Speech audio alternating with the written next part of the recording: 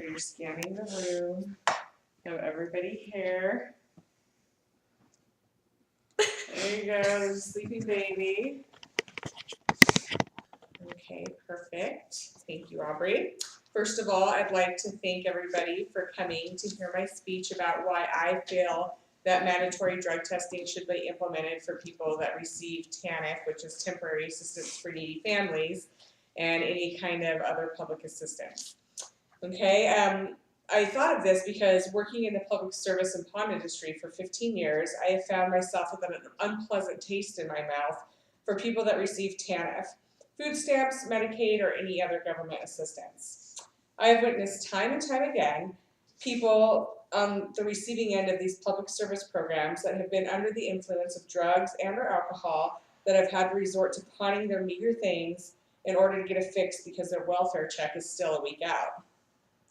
I also can't tell you how many times I have waited in line at the supermarket behind someone that is using their food stamp card to buy steaks, salmon, lobster, and any other high dollar item, then proceed to wheel their cart out to their Cadillac Escalade all done up to the nines without any concern in the world for the taxpayers they are taking advantage of. It's these kinds of issues that I have experienced in recent years that I and you should have to question why we are still supplying the means for this behavior. With the state our economy is in, we as Americans cannot afford to fit the bill anymore for those that are taking advantage.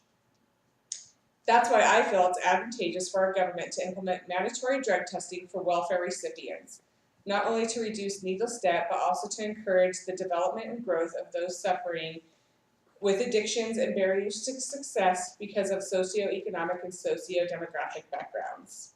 Now, to be fair to all involved, let's take a moment to truly understand the individuals we are discussing and why the welfare way of life is norm for them.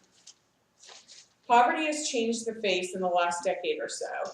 The stereotype that we used to know as poverty no longer exists or is streamlined. This is largely due to a group of individuals known as the working poor. And as of December of 2004, the U.S. Bureau of Labor and Statistics reported that 25% of all jobs in the U.S. economy did not pay enough to lift a family above and beyond the poverty line. Now, if you can imagine, if you're one of those people that are working these jobs, it's going to be a pretty bad mood and it's going to put you in a pretty bad way if you know that you're working every day in and out and you can't seem to get your family in and out of the poverty level. This also, in turn, increases the drug and alcohol abuse. It's more prevalent largely due to depression. Mental illness issues on top of low income levels sets the stage for the cycle of drug and alcohol abuse as well as ongoing poverty. Alcohol and drug abuse is the leading cause of barriers to employment, as are many other issues that have stemmed from socioeconomic and socio-demographic backgrounds. The lack of resources available for individuals to rise above drug abuse and poverty from a lower income standpoint is completely unjust. We're not just taking the financial resources. In fact, as important that these financial resources are, the ability to leave poverty and substance abuse rely more heavily on other resources. For those with limited means, the resources that of emotional, mental, spiritual, and physical resources are not widely available. They lack support systems, relationships, and role models, and most importantly, coping strategies and understanding and the knowledge of the hidden rules of social classes. There are two types, so to speak of those affected by poverty. You have generational poverty, which are those individuals that contribute to their cycle of poverty spoken about earlier. These individuals have been living in poverty for at least 2 generations. And then you have situational poverty, which is due to lack of resources due to a particular event such as death of a family member, divorce, illness, flooding, any kind of catastrophic event that might happen if their house burns down. So it's situational, which causes poverty, and they usually can bounce back fairly quickly. Generational poverty is the one that we're concerned about. It has its own rules, culture, and belief system. It is also the main culprit of the abuse of the welfare system and why it would be beneficial to implement drug testing. the attitude of the generational poverty person is often that society owes them a living, and they teach their children this way of living. Therefore, the cycle of poverty and the cycle of taking advantage of the system is an ongoing thing. That way, that's why you have generation after generation of those that are living in poverty, because you can't break the cycle. It's a taught measure. Some states have already enacted drug testing for TANF recipients. This year alone, 29 states have considered drug testing for people on welfare. As of 2011, only 9 states have approved and are using drug testing. It has not come without scrutiny, however. Concerns over civil rights have been mentioned. The strategy of how to implement the policy of drug testing has been a target, with growing concerns of blanket testing. Some lawmakers worry about the costs associated with drug screening and the amount of offenders caught. For example, in Florida, during a 4-month trial, only 108 people out of 4,086 cash assistance applicants failed drug tests. The state's payout for the initiative was a little over $118,000. However, many other people backed out of the application process in lieu of being tested. So it is very likely that the program was and is a success from the standpoint of deterring applicants. So we now have a clear idea of who are the likely culprits of the TANF and welfare scams, but what to do about it. We're not here to persecute the guilty people, we're here to solve the problem.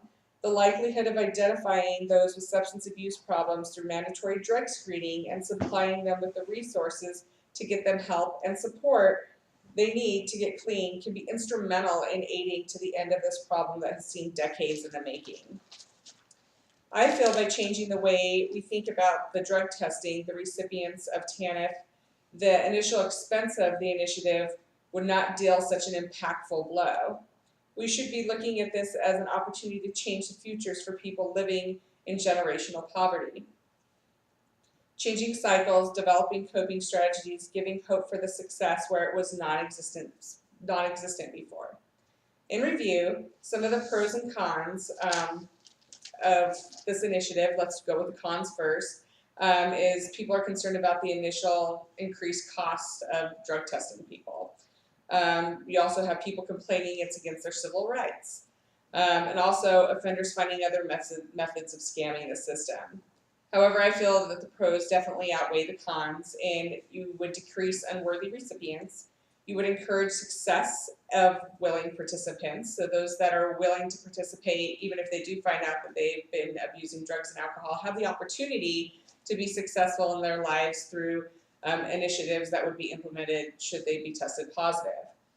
It saves the United States per state basis $370,000 annually for a meager amount of people testing positive.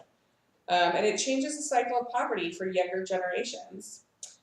In closing, as I mentioned earlier, this is not about persecuting the guilty, it's about solving the problems. Many people that have been affected with drug or substance abuse problems would love nothing more than to have the opportunity to make a change for the benefit of their future and the future of their families. Many don't want to be a statistic, a stigma of poverty. The problem lies in each individual for one reason or another. Either they have suffered many generations of poverty and it becomes an accepted norm. The lifestyle of drug abuse and scamming the system is a taught skill, rather than be encouraged to get an education and work hard for the finer things in life.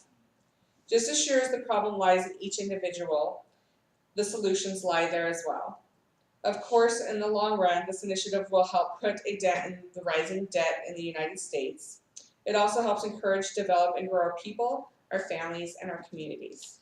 So that is why I feel that drug testing recipients of TANF or any other social program would be a benefit for not only our communities, our families, but also for the debt rising in the United States.